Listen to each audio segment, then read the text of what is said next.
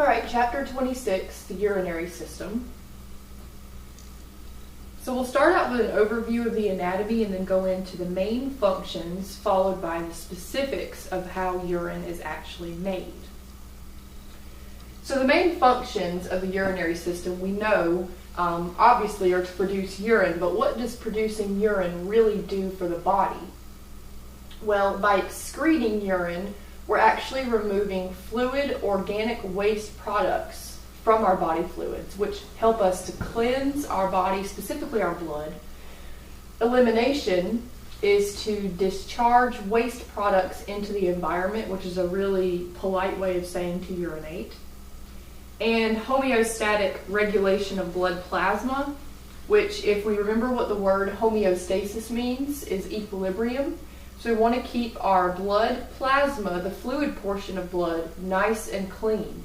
So just by urinating, we are cleansing the blood. Now, I'm not saying that you have urine in your blood, but what we do to make urine in short form is we just filter from the blood all of the wastes and toxins that we don't need in the body, and we convert that into what we call urine, which we then get rid of through the urinary system. So just by urinating, we are cleansing our blood. And to give you an idea of how quickly urination cleanses the blood, is about approximately every 30 minutes, the kidneys filter and clean our entire blood volume. So every 30 minutes, the blood is completely cleansed, which is why the kidneys are so important to keeping good body function. Now, we know we can live with one kidney, but we have to be careful of a lot of things we drink and eat, but we cannot live without both kidneys, or we have to go on something called dialysis, which cleans the blood for us when our kidneys can't do it. So by regulating the blood plasma, what the urine formation and urine elimination will do is actually help to maintain a good blood volume and pressure, and will regulate your plasma ion concentrations, stabilize your blood pH, and by the way, the blood likes to be around 7.4 on the pH scale, so urination is going to help us to maintain that, and also to conserve nutrients. So the urinary system anatomically, which you have been looking at in your lab assignment you've been working on this past week, is going to include, of course, the kidneys, which make urine, the ureters, which will drain urine to the bladder. The bladder then stores the urine, and the urethra helps us to get rid of it. So in this picture here, we can see the main anatomy of the urinary system, starting with the kidneys. Here, each one has on top of it a suprarenal or adrenal gland. Then we have the ureters, which drain down and attach to the bladder, and the bladder stores the urine, and then the urethra helps us to void the urine. Now, notice that the kidneys are attached to the two largest blood vessels in the body, the inferior vena cava and the aorta. Both, again, two largest blood vessels in the body. So it gives us a good indication that the kidney's job is to clean the blood because they're attached directly to the largest blood vessels in the body. So looking at the kidneys first, the left kidney is a little bit higher than the right kidney, which is what it means by extending more superiorly. Both kidneys and adrenal glands are what's called retroperitoneal. If you remember, the peritoneal cavity was the cavity found inside of the abdominopelvic cavity that houses the digestive organs. So retroperitoneal means behind or outside of the peritoneal cavity. If you actually did a dissection of a human body, opened up the abdominopelvic cavity and removed the intestines and looked into the cavity, you would not be able to see the kidneys. They're hidden behind the parietal peritoneum. So we'd have to peel it back in order to see the kidneys in a dissection. The hilus, just like the word described in chapter 23, is the entrance in an organ for arteries, veins, nerves, and in this instance, a ureter. If you remember in chapter 23, we talked about the hilum of the lungs, which included the artery, veins, nerves, and bronchus. In this instance, we're substituting a ureter. So the hilus is just the entry point for all of those main connections going into the kidney.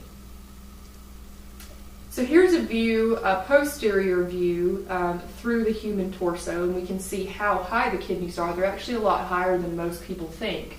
The kidneys are enclosed within the rib cage, so they're right up inside or within the bottom two ribs, which again is pretty much higher than most people think. We have the ureter draining down to the bladder. The bladder is enclosed within the pelvis, and then the urethra coming down from there. Here's a front view similar to one of your models that you're studying for your practical. And again, we can see the kidneys are at slightly different heights, both attached to the inferior vena cava and the aorta. And we can see down here the bladder and the ureters that are draining from those kidneys down to the bladder. So if we were to slice a kidney mid-sagittally, we could see the inside part, or the deep part of the kidney, and we can see what makes up the kidney. Before we look inside the kidney, we need to look at the outside surface. So we're going to look at something called the cortex, the medulla, renal pyramids, and the major and minor calyces. So instead of just reading this to you, I'm going to go straight ahead to this picture, which is in your book on page 968. And this again is one of your assigned organs that you've been looking at for this next practical. So the major areas are, we'll first start with the cortex. The cortex is the outside of any organ. We looked at the cortex of the adrenal gland, which was the outside of it. We looked at the cortex of a hair in Anatomy 1, which was the outside covering of the hair. So the cortex is just this light area here, this outer portion of the kidney, which is labeled for you right there. And then we have the medulla. The medulla, even though there's an arrow right here, the medulla refers to the entire middle of the kidney and everything that's included within that middle. Medulla just means middle. So all of this stuff here would constitute the medulla. We also have fat tissue, which is what it says here, adipose. Notice that inside the kidney we also see these things that look like triangles. Those are called renal pyramids, and most humans have anywhere between 6 and 18 of these renal pyramids per kidney. Draining out of each renal pyramid, we have a little tube. This little tube right here is called a minor calyx, and each renal pyramid has a minor calyx. Where the minor calyx, or where the minor calyces, plural, grow together, they form a thicker tube, which is this area here, called the major calyx.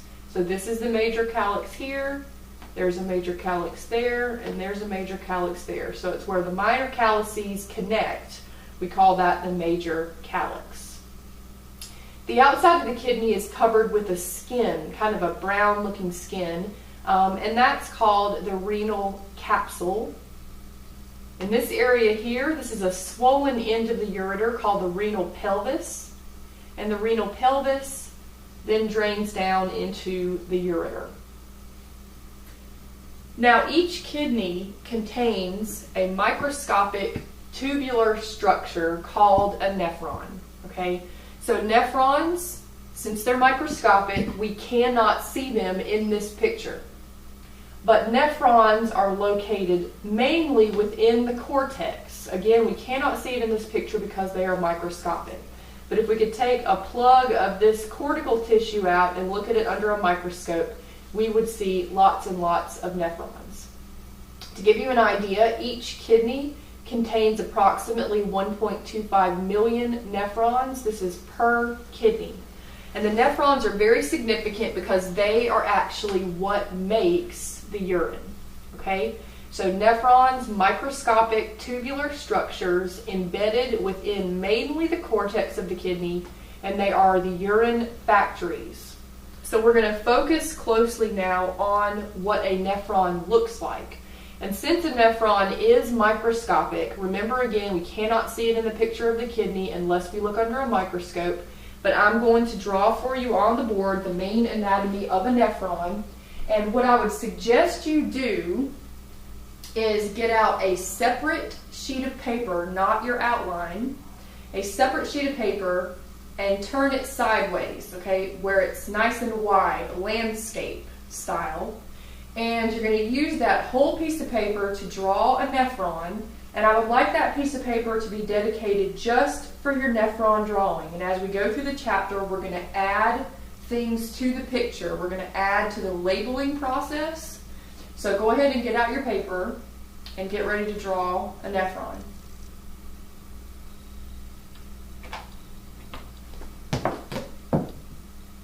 We're not going to use black. Okay, so we'll start first with this end of the nephron, okay, which is called the Bowman's capsule.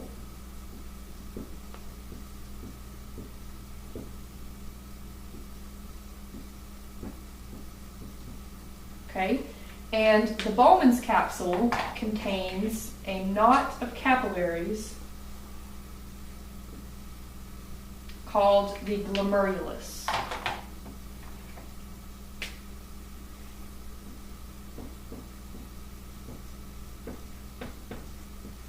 The glomerulus, okay? And if you need to pause this as I'm drawing so that you can get your drawing done, certainly feel free to do that. Now, the Bowman's capsule and the glomerulus together are called the renal corpuscle. Okay, that's the combination of the Bowman's capsule and the glomerulus, which is a knot of capillaries.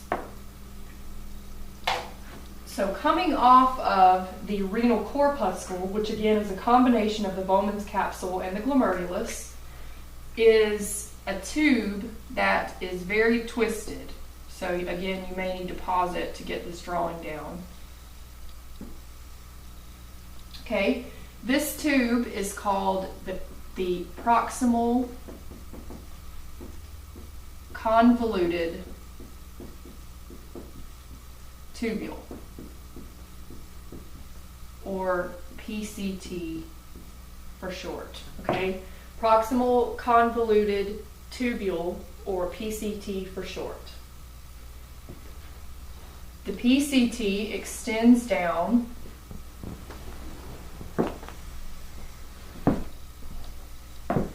into what we call the loop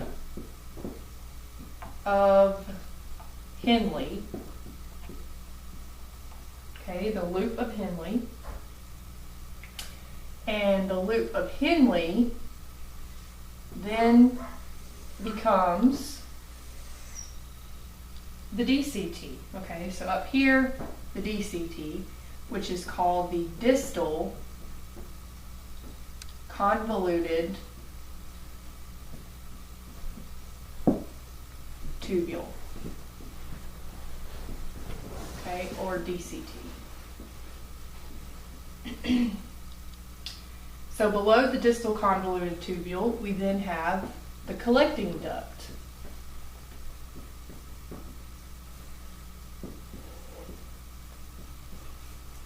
Okay, the collecting duct. So proximal convoluted tubule, loop of Henle, distal convoluted tubule, and collecting duct. Now right now we don't know what any of these parts do, but we will talk about what each part does.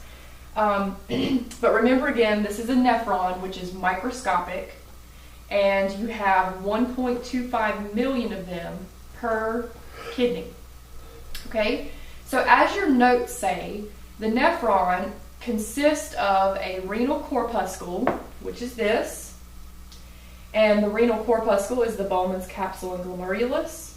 And then we have the second part, which I'll also mark off here.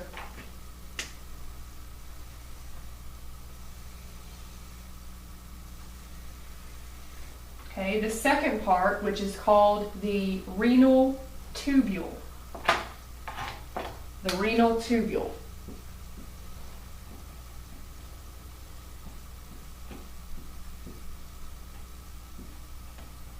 okay? The renal tubule, and it refers to the tube, okay?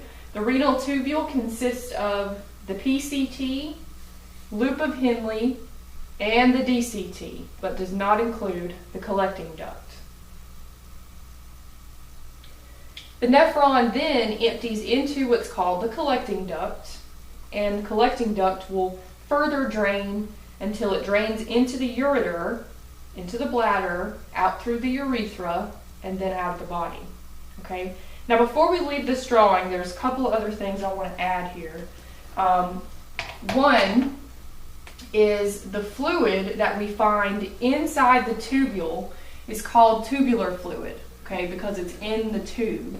Now, I'm drawing it right here, but I don't want you to think this is the only place where the tubular fluid is. It's anywhere within the tube, okay? But this is the best area for room for me here. So tubular fluid is the fluid within the tube, and then the fluid that surrounds the nephron, okay, fluid that surrounds the nephron is called peritubular fluid. Peritubular fluid, okay? Fluid that surrounds the nephron, peritubular fluid, okay? So be sure you have all of these things labeled on your paper. We're going to come back to this drawing in a little while, so keep it nearby. So now you can look back at the PowerPoint.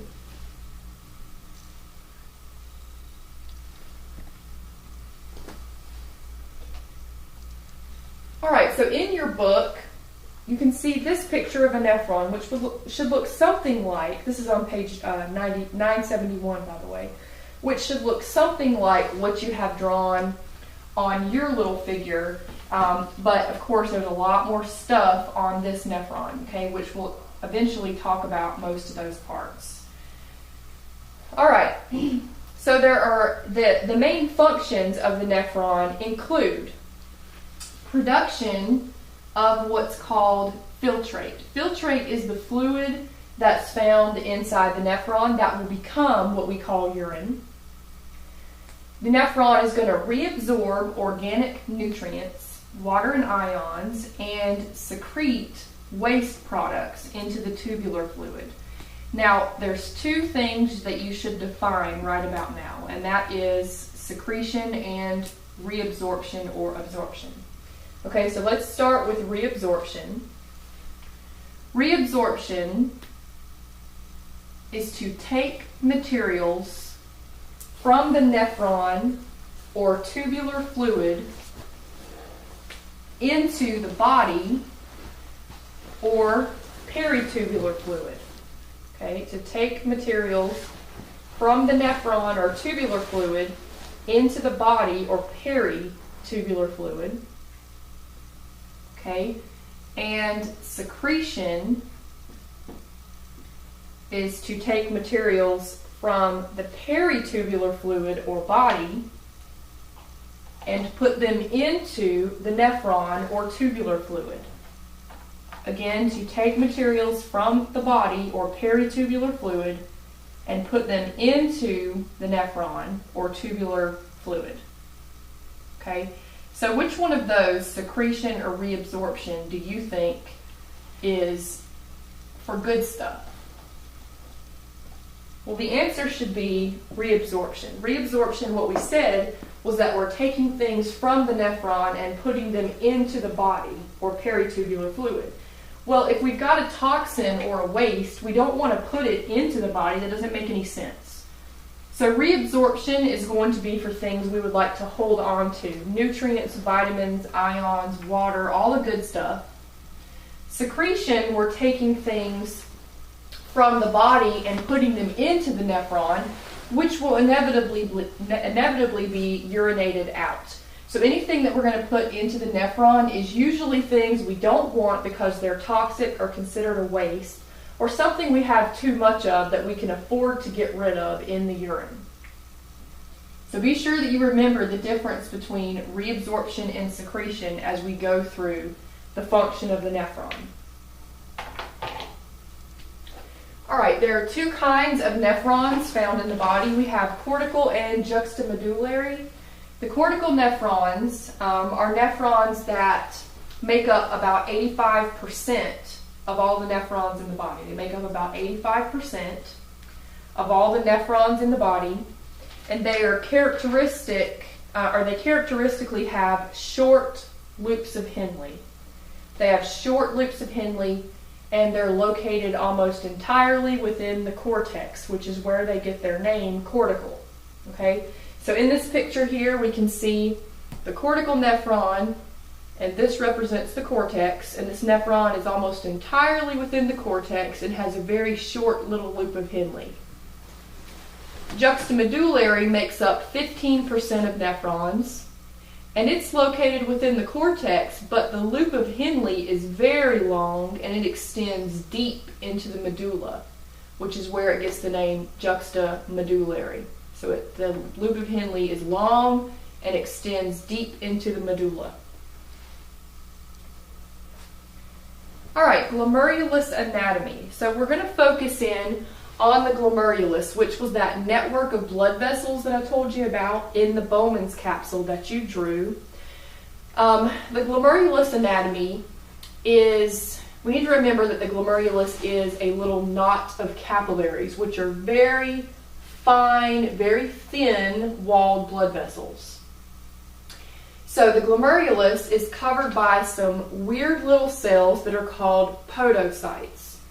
And if you think of what the prefix podo usually means, podo or pedi should make you think of feet, like a podiatrist or a pedicure.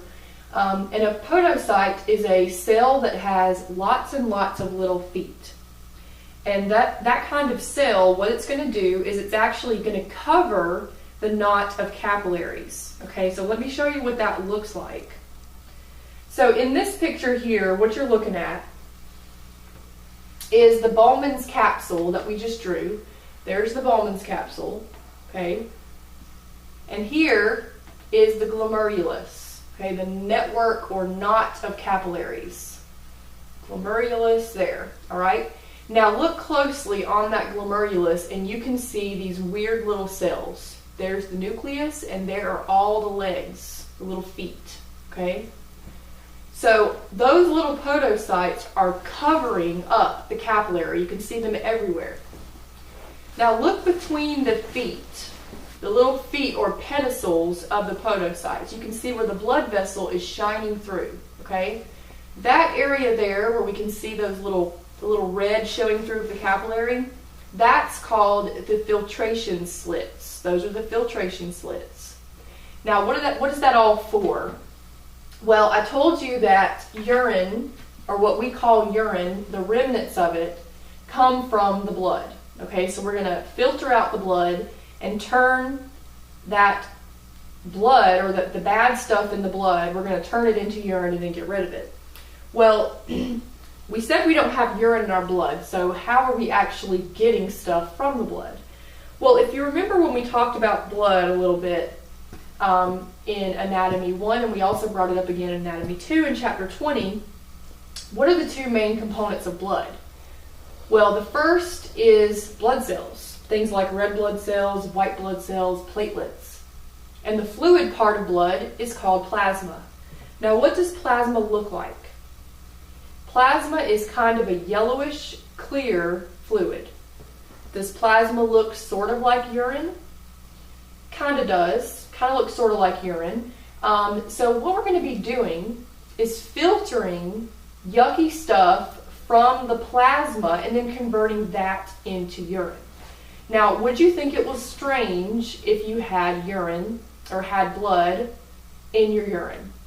Well, I would think so. Most of us would be kind of scared about that. We should not have blood in our urine. So how do we filter yucky stuff from the blood without getting blood cells, red blood cells in our urine, which would be scary? We would not consider that normal.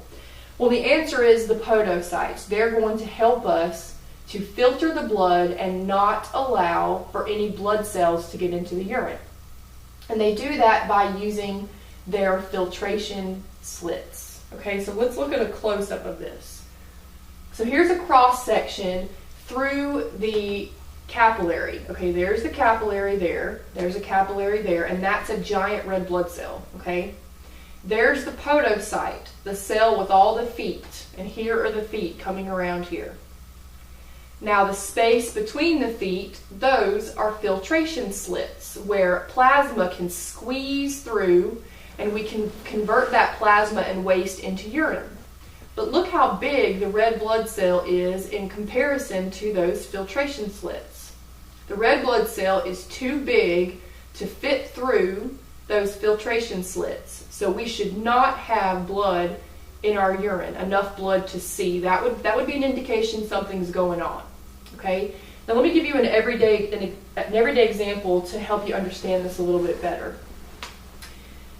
We know that when we boil something like pasta, let's say that you're boiling macaroni noodles in a big pot of water, okay? So the water in your boiling pot represents plasma, and the macaroni noodles represent red blood cells. When the pasta is done and you're ready to eat it, we know that we have to drain the pasta, get that water out so that we can eat it. So what we usually do is put a strainer or colander in the sink. And then we dump the pasta and the water into the strainer. Now what should come through the holes in the strainer? Well, we know that water should come through the holes in the strainer. Remember that water represents plasma in our example. So plasma comes through the holes in the strainer. And what should stay in the strainer? Macaroni noodles or the blood cells in our example. So the strainer should prevent the macaroni noodles or blood cells from getting into the sink, and the holes in the strainer should be small enough only to let plasma or water through. So if you saw macaroni in your sink, you would probably think your strainer was broken. It's the same idea. Whenever you see blood in your urine, your strainer might be broken. Okay? So this is an example of how those podocytes work. They act as strainers. So the only thing that should be able to squish through these filtration slits is just plasma.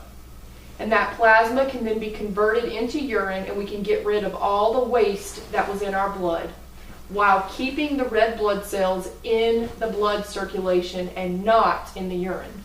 So those podocytes, wonderful little strainers or filters. Okay, so the PCT's main job is going to be reabsorption. So if you look back at the board, we're going to add something to your drawing here. Okay, so in the PCT, now you'll notice I have erased a few things on my drawing just to give myself some more room, but you should not erase those things on your drawing. Okay, keep them there. You're just going to add stuff. So the PCT, its main function is reabsorption. So if you remember, reabsorption is when we take something from the tube, from the nephron, and put it back into the body. So I'm going to draw a green arrow representing reabsorption, taking good stuff out of the nephron and putting it back into the body. So that's the PCT's, or proximal convoluted tubules, main function. Now the PCT is also going to do a little bit of secretion, okay? So I'm going to draw another arrow, but I'm going to draw it smaller because this is not the main function of the PCT. Okay, and remember, secretion means to take from the body and put it into the nephron. So whatever's in this nephron, we're going to urinate out. Okay, so the main function of the PCT is reabsorption, and it does a little bit of secretion. We'll talk in a few minutes about what it's actually absorbing and secreting here. Okay, then the loop of Henle has two regions. It has a descending limb and an ascending limb. The descending limb is going to perform reabsorption. So I'm going to draw a big green arrow showing us putting good stuff back into the body. The ascending limb is also going to be reabsorbing good stuff back into the body. Okay, and when we get over to the DCT, The DCT's main job is going to be secretion. So it's going to be putting stuff from the body into the tube. So stuff we want to get rid of. That's its main job. It's also going to be doing a tiny bit of reabsorption. So I'm going to draw the arrow green and small because this is not the main job of the DCT. Okay? And then over in the collecting duct, we're going to have a little bit of both, depending on what the need of the body is at the time. So I'm going to draw one reabsorption arrow, and I'm going to draw one secretion arrow. Okay, and we'll talk about why it does both when we get to the collecting duct. Okay, so take a minute if you need to pause this and get all your arrows down, remembering that red arrows represent secretion for putting bad stuff or stuff we don't need into the nephron to urinate out, and green represents reabsorption, taking good stuff into the body that we'd like to hold on to. Okay, so go ahead and look back at the PowerPoint.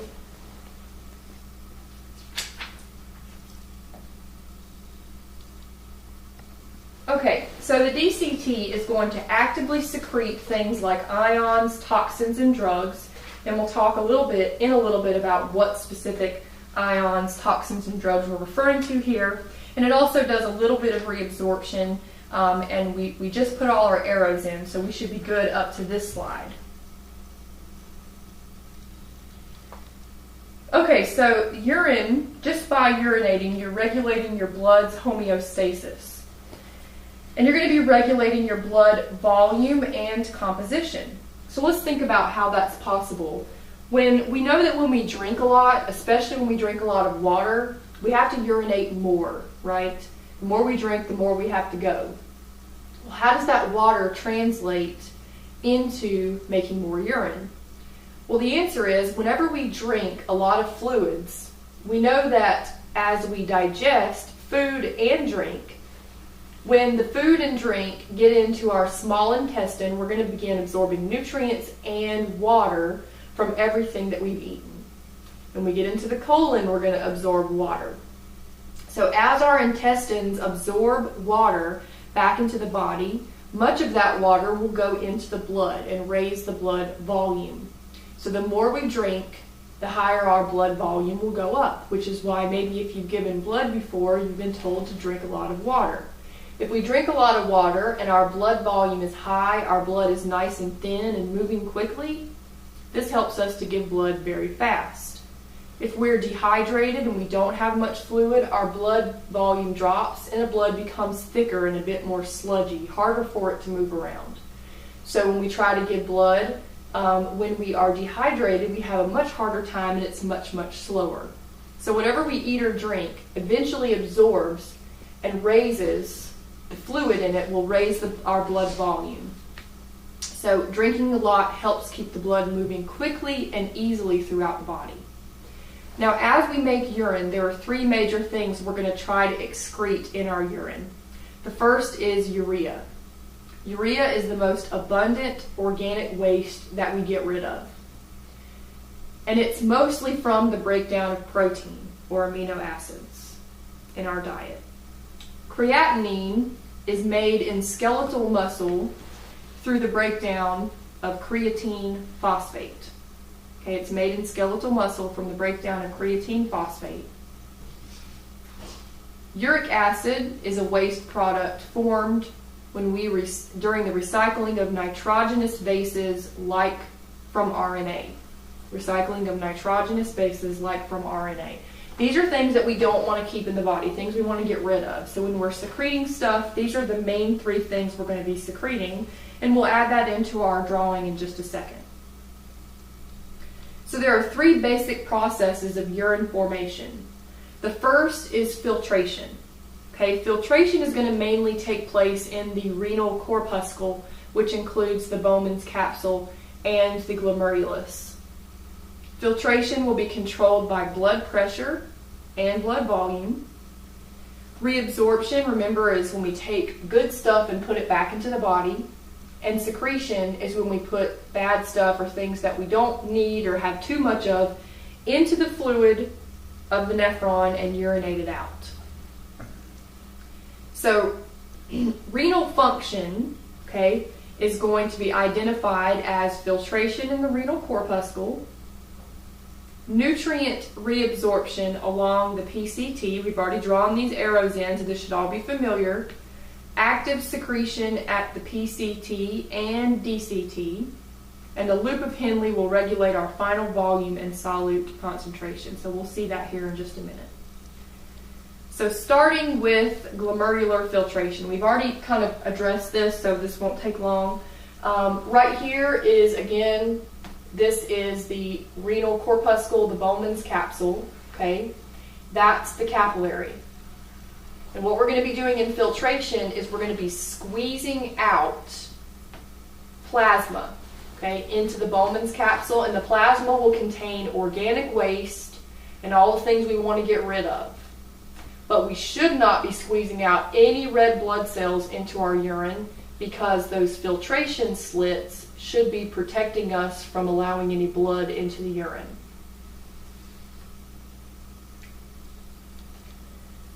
Okay, so the GFR, this is a mouthful. The GFR is a measurement that a nephrologist or a urologist might be interested in. The GFR is the glomerular filtration rate, and this is a measurement that a doctor could take to find out how much filtrate you're producing in the kidneys each minute. Now, by measuring this, we can tell how good your kidney function is. So if we're filtering a lot, then that's a good indication that the kidneys are working very diligently to keep your blood clean. Now, there are some things that can change your GFR, or your glomerular filtration rate. So we'll take a look at that here. If you look at the board, I'll show you in the nephron what will change. Okay, so again, we're starting out at filtration, and the glomerulus right here is the link to the blood supply. Remember, we have 1.25 million of these nephrons per kidney, and they're all filtering at the same time, which is what allows us to have a volume of urine when it's time to go. So this area here, glomerulus, we know that it's covered with podocytes, which are our filters. And blood pressure and volume is going to squeeze filtrate or plasma into this capsule area right here. The plasma or filtrate will then move into the nephron and will tweak it and convert it into urine. Now, we'll discuss a few things here. One is if our blood volume is high. Okay, remember, if we've been drinking a ton of water, we've absorbed that water into the blood is nice and thin and very high in water. What will happen is the blood will more easily come into this glomerulus, which means we'll make more filtrate. If we make more filtrate, we urinate more. So by drinking, we're making this process kind of speed up. Now, whenever someone has high blood pressure, what do you think high blood pressure would do to the process of urine formation? Well, if we look right here, if blood pressure was high and was pushing blood in more strongly, more vigorously, how do you think that's going to affect filtration? Well, it's going to increase it. So if your blood pressure is high, it can actually make you urinate more often. So what happens when a person goes on a blood pressure medication? Blood pressure medications are engineered to slow or lower your blood pressure, okay, so that your blood is not as hard on your blood vessels. So a blood pressure medication is going to lower your blood pressure, which will in turn lower your filtration, which means you'll urinate less. And you may have heard before about people who take blood pressure medication become at first especially, become kind of puffy and very bloated, kind of full of fluid. Well, the reason is if blood pressure medication lowers filtration rate, you're not going to be getting rid of as much water through urination as you used to. So this is why many blood pressure patients are also put on a diuretic to take along with the blood pressure medication. Diuretics, of course, are the opposite of anti-diuretics. Diuretics make you urinate more often. So if we take a diuretic with our blood pressure medication, it will keep us urinating and keep us from getting puffy an accumulating fluid which we call edema. This is also why if you notice yourself bloating in general, it could be that you're getting a lot of salt, which is retaining fluid on your body, and the best cure for getting rid of fluid is drinking more water. It sounds kind of strange, we're accumulating water, so we want to drink more to make it go away. Well, the more water you drink, the more salt you flush out, and the more your bloating goes down. So the best cure for bloating is drinking a ton of water. Now, there are some things that will affect the GFR, or glomerular filtration rate.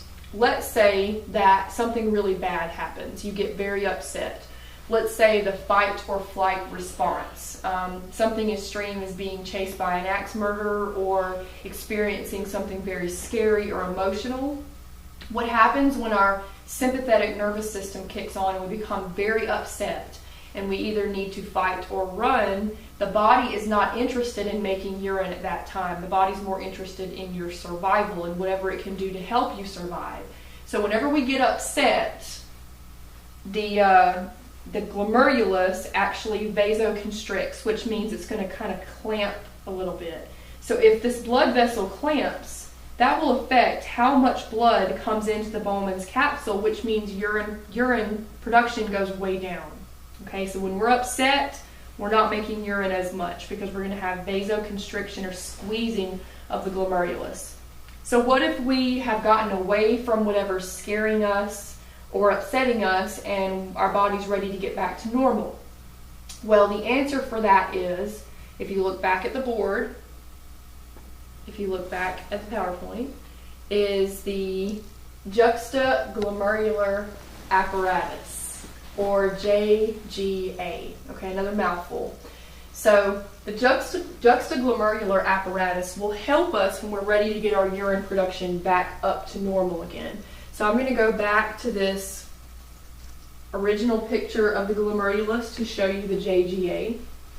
The JGA is this little triangle of cells right here. That little triangle right there between the two branches of the glomerulus.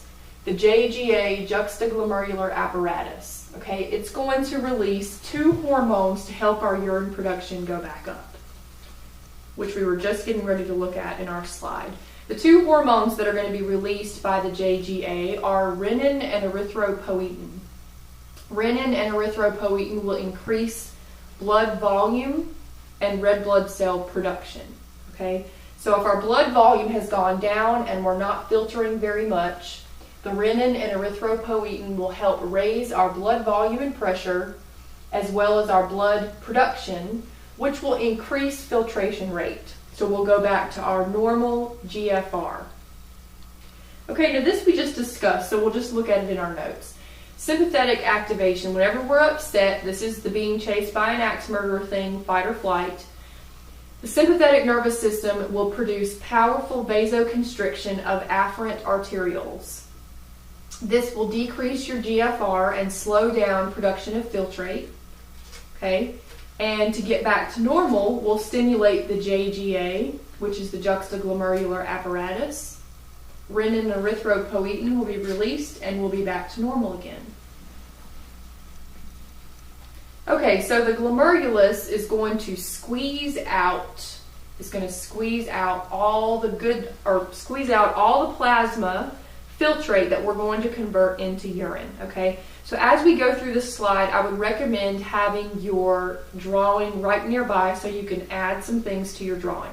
Okay, so the PCT is going to reabsorb 60 to 70% of the filtrate produced, reabsorbing most organic nutrients and water. Okay, so if you'll take a look at the board, we'll draw in some of these important things. Okay, so the PCT is going to actively reabsorb a lot of stuff. Okay, so as soon as we squeeze out the filtrate, immediately 60 to 70% of the filtrate is going to be reabsorbed right back into the body, which sounds a little weird. Why do we secrete it out if we're just going to reabsorb it back into the body? Well, the glomerulus and Bowman's capsule's job is not to produce the right amount of filtrate. It's the nephron's job to tweak it and make sure we get rid of only what we can afford. Okay, so 60 to 70% will be reabsorbed, and in that includes 99% of glucose. Now, would you think it would be normal to have lots of glucose or sugar in the urine? Well, the answer to that is definitely not. Having a lot of sugar in the urine is an indication of diabetes. Okay, if our body is getting so much sugar and refined carbohydrates that it can't handle the amount of sugar we're taking in, and insulin is not preventing the sugar from being taken out of the blood well enough, then the sugar begins spilling over into the urine, and that's an indication that you've become diabetic. Sometimes it's so severe that the urine actually smells sweet. That's how much sugar is in it. So 99% of glucose should be taken back into the body and not remain in the nephrons. When we see sugar in the urine, that's not a good sign. 99% of sugar, also things like sodium, potassium, calcium, and magnesium.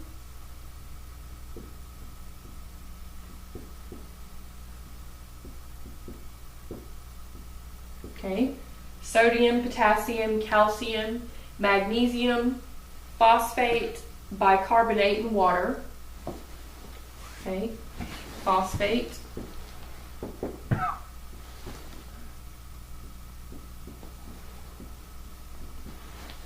bicarbonate, and water. Okay, so this is what the PCT is going to reabsorb. 99% of glucose, sodium, potassium, calcium, magnesium, phosphate, bicarbonate, and water. And as we move a little bit further, we're going to move into the loop of Henle.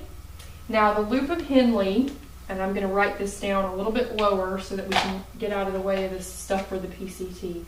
The loop of Henle, the descending limb, its main job is reabsorption of water. Okay, reabsorption of water. That's it. So descending limb, reabsorption of water. Ascending limb, reabsorption of sodium and chlorine. Reabsorption of sodium and chlorine.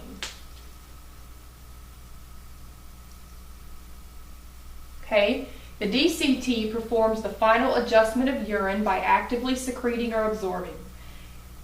For absorption, we're going to have a little bit of sodium and chlorine reabsorbed if we have any left we need to absorb, sodium and chlorine. Okay, but for the DCT, the main thing is going to be secretion. And we'll be secreting things like hydrogen ions, potassium if we have too much of it, and then of course toxins, things you come into contact every day that the body can't use. Toxins, that would also include the ones we talked about, urea, creatinine, and uric acid, and also drugs. Okay, so we've certainly heard before that a urinalysis is a good indication of whether or not someone's on drugs. Well, these drugs can be either recreational or just basic aspirin, Tylenol, penicillin, all show up in the urine because they've been secreted. Byproducts are secreted into the urine. Also, recreational things like cocaine or marijuana could also show up in the urine because of this secretion process. So any drugs, toxins are secreted in here, which is going to reflect in the urine.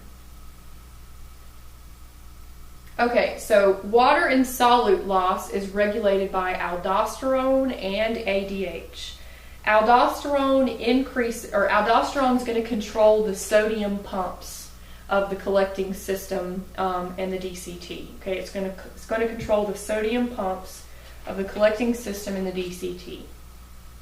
Antidiuretic hormone we've already talked about in chapter 18. Antidiuretic hormone increases the permeability of the DCT and collecting duct to water. Increases the permeability of the DCT and collecting duct to water. And I'm going to show you here in just a second how that actually is going to help. Before we do, we're going to look at the collecting duct, and I told you the collecting duct does a little of both. It does some reabsorption and secretion. So let's start with reabsorption. It's going to reabsorb sodium, okay, if we need to. And I'm not going to write this because I don't have room, so I'd like you to write it on your drawing. And we're doing this by the green arrow here for reabsorption, okay? So this is what you need to write by the green arrow. We will reabsorb bicarbonate. We will reabsorb bicarbonate if the blood is too acidic. We'll reabsorb bicarbonate if the blood is too acidic. Bicarbonate is a base. It will actually help to raise the pH of the blood if it's getting too low and getting into the acidity area. Okay, so it will reabsorb bicarbonate if the blood is too acidic. Okay, and it will reabsorb hydrogen if the blood is too basic, because remember, hydrogen is what makes something acidic. We'll reabsorb hydrogen if the blood is too basic. Okay, beside the red secretion arrow, we will secrete bicarbonate if the blood is too basic. We will secrete bicarbonate if the blood is too basic, and we'll secrete hydrogen if the blood is too acidic. Secrete hydrogen if the blood is too acidic. Okay? So again, before we go back to the PowerPoint, I want to remind you that ADH, anti-diuretic hormone, it helps us to urinate less. Okay? So with anti-diuretic hormone, it's the opposite of a diuretic. Diuretics make us urinate more. Anti-diuretics make us urinate less. And the main reason we would want to urinate less is if we were dehydrated. If we haven't been drinking much, then the body does not want to lose water. So it will release ADH, which again is going to increase the permeability of the collecting duct and DCT to water. Meaning the DCT and collecting duct are going to reabsorb more water, holding it in the body, not letting it go out in the urine. So whenever ADH is released, we produce urine that is very concentrated, very dark, and also very small amount of urine because the body does not want to lose too much water. So whenever we see our urine is very dark and there's not very much of it, this is an indication that your body is dehydrated, which can happen very easily. Okay, back to the PowerPoint.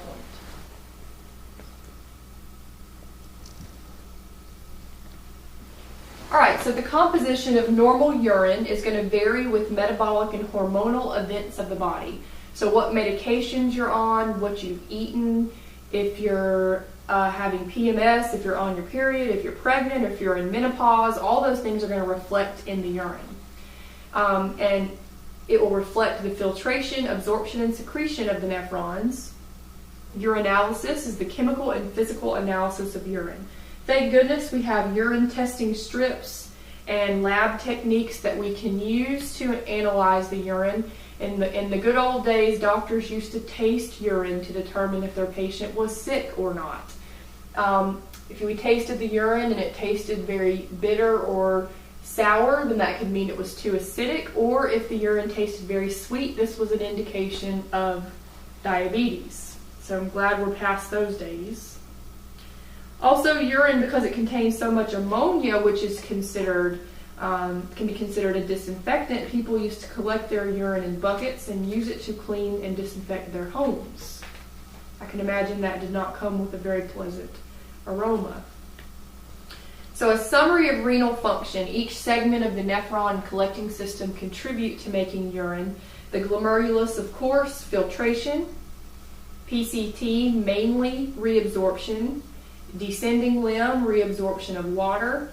Ascending limb, reabsorption of sodium and chlorine. DCT, mainly secretion, and collecting ducts, a little bit of both, depending on what's needed. At the end, we have a concentrated urine that's produced after considerable modification of filtrate.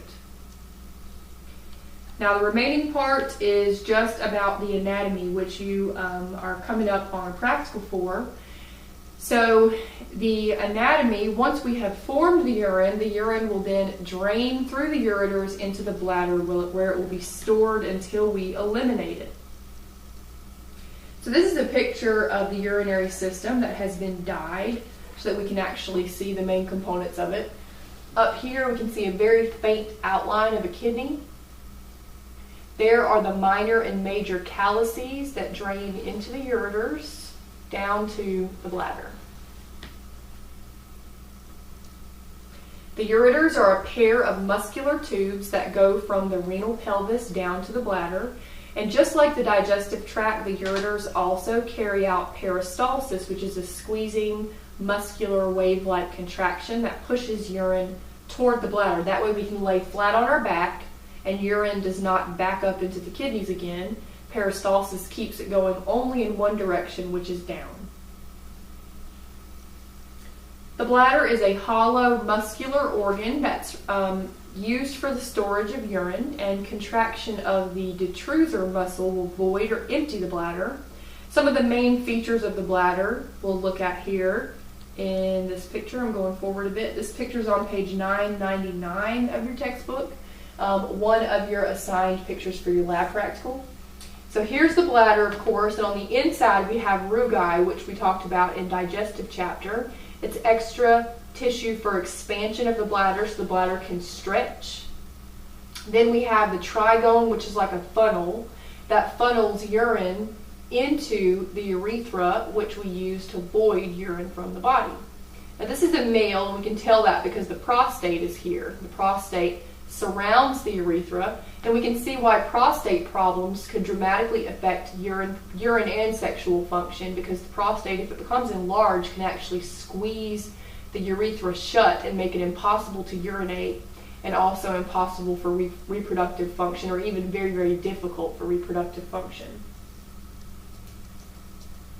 Okay, now this is a picture of the male urinary system, and of course it includes the reproductive, but we're not going to talk about that until next chapter. This is a mid-sagittal section, so we can see half of everything. And in this picture here, we can see the bladder. Okay, and directly under the bladder is the prostate. And running from the bladder, this right here is the urethra. Okay, extends all the way out.